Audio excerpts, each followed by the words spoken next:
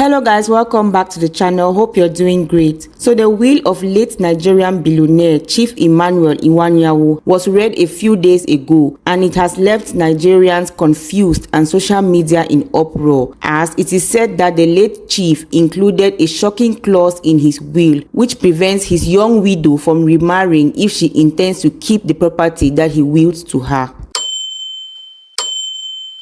Chief Iwuanyawu was a titan in Nigerian business, philanthropy, politics, and culture. He built a legacy over decades, founding a newspaper, a football club, and holding top political roles. He was married for over 40 years to Lady Iwuanyawu, and together they raised their children and built an empire. They two lived together in harmony until 2011, when, unfortunately, Lady Iwuanyawu passed away. 2 years after the passing of his wife, in September of 2013, the 72-year-old billionaire remarried the daughter of his late wife's best friend, 26-year-old Frances Chinonyerem. Their traditional and white wedding, which was held in Owerri, was rocked with a lot of controversy, as people had a lot to say regarding the union. Some felt like it was a union of love, while others thought it was a marriage of convenience, and to others, a marriage for opportunity. Some people, in justifying the union, said they saw a dignified man extending love into his sunset years, while others remained suspicious, saying that a wealthy elderly man marrying a young woman close to the family seemed odd and felt like an attempt by the young woman's family to climb the social ladder.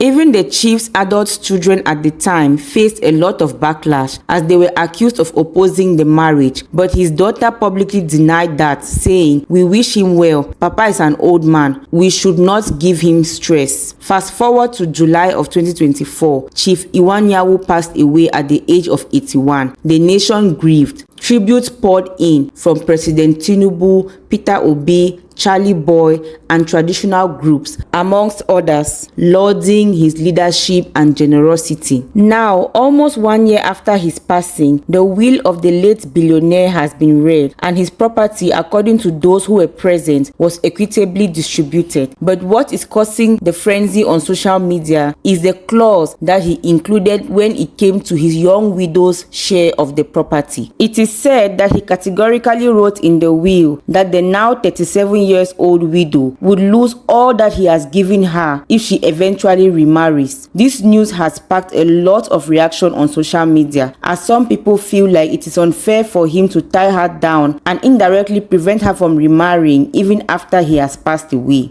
while others feel like he is just protecting his legacy. Also, people have stated that he did not technically prevent her from having a partner. He just wants her to remain his widow for life. Just a year after the passing of elder statesman and former Ohaneze Ndigbo President General, Chief Engineer Dr. Emmanuel Iwuanyanwu, the details of his last will and testament have sparked controversy, particularly a clause that bars his widow from remarrying.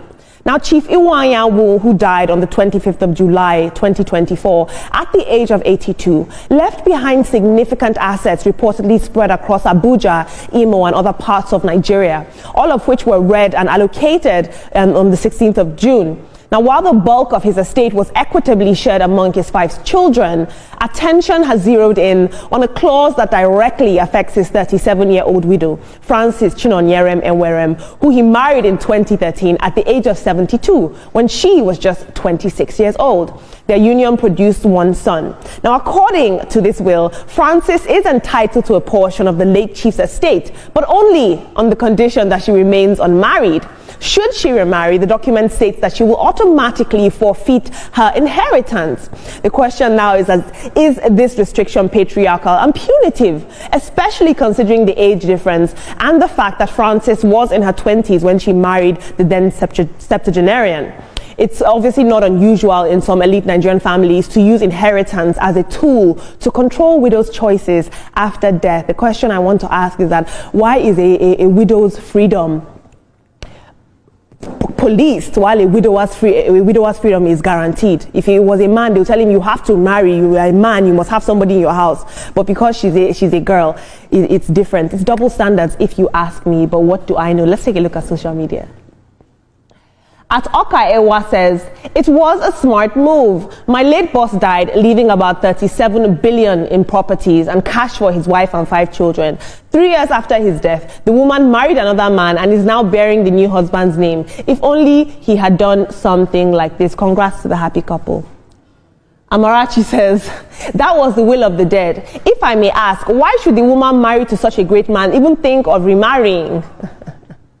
And finally, multimedia producer says, this is a very selfish thing to do. Imagine this young, beautiful lady not able to remarry after losing her husband. No culture should support this kind of mentality. And I think that the family should hold a meeting and allow the lady to do what she wants. After all, the dead doesn't know what happens behind them. But team, let's talk about this. This young woman, her husband has said, you're not going to marry anybody after me. It's not going to happen. What do we, yesterday in the group chat, we touched on it a little bit. It was a hot topic, but we haven't fully chopped it up. The Iwuanyawu's will didn't say the woman shouldn't remarry. It says if you remarry, you forfeit the property. So the choice is yours. Simple. But the optics of it is a little bit, I wouldn't do that, but that's his choice. It's his property, it's his wife. So, I don't want to get involved in family problems. Let me just put it that way. Talking about the late Iwuanyawu's will and his young wife, it is often said, till death do us part, but as it is right now, the death is not parting anything. But let's look at it critically. I think he wants to preserve his legacy. He worked hard to build what he has built, and he's trying to preserve his legacy. And also, he's also perhaps trying to protect her from those who might want to just take advantage of her at the end of the day. So if she would sacrifice that for anybody, the man would know that he is worth it. He too will know that she is worth it. You can let it go. So let's get married. We'll build our lives and all of it. So I think it's protection. Well, nobody loves poverty, so I'm definitely sure that she's not going to just accept to forfeit everything. But I think that, may his soul rest in peace, but I think that he's being selfish because really, you are dead. And the thing is that he's trying to be smart, but the woman can have a companion and she can still give all the money to the companion. So if we're talking about legacy, I think that is just too much. You say, guy man, you can always outsmart guy man in different ways. So she can still have a companion. I think that was too much. I didn't find that story funny. I think it was extreme, for him to say that. 20 seconds. She married this man when she was 26 years old. Frankly speaking, you knew at the time this man was going to leave before you did. And so it is now your choice to stay or to go. Full stop. So guys, what do you think about this? Is this unfair? Do you think that the clause is as simple or as complicated as people are arguing that it is? If you were in her shoes, what would you have done? Let us know your thoughts in the comment section. And as always, please do not forget to like, share and subscribe if you have not yet done so. We look forward to seeing you in the next video. Stay safe. Bye.